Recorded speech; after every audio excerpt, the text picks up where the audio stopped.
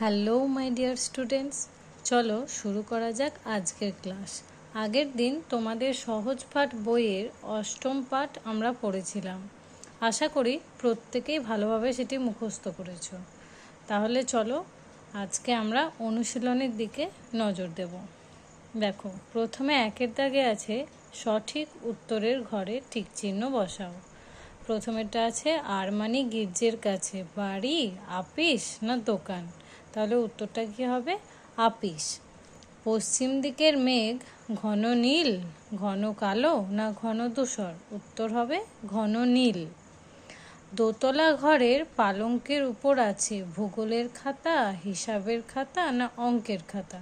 উত্তর হবে অঙ্কের খাতা। দুইয়ের দাগে দেখো এলোমেলো বর্ণ সাজিয়ে শব্দ তৈরি করো।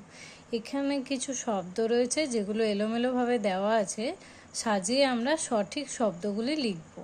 প্রথমেরটা হবে মুশকিল, তারপরেরটা বাদলা, তারপরেরটা হবে ঠাকুর, আর শেষেরটা হবে বঙ্কিম। তিনের দাগে আছে পাশাপাশি বর্ণ মিলিয়ে শব্দ তৈরি করো। এই ছক থেকে আমরা দুটি শব্দ পাবো।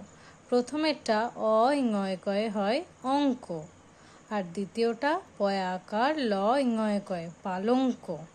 পাশেরটা হবে ল ইঙয় কয় আকার লঙ্কা, আর ক ইঙয় কয় আকার কঙ্কা।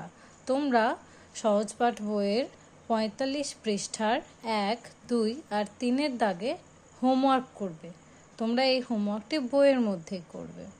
তাহলে চলো শেষ করা যাক আজকের class. Bye bye, have a good day.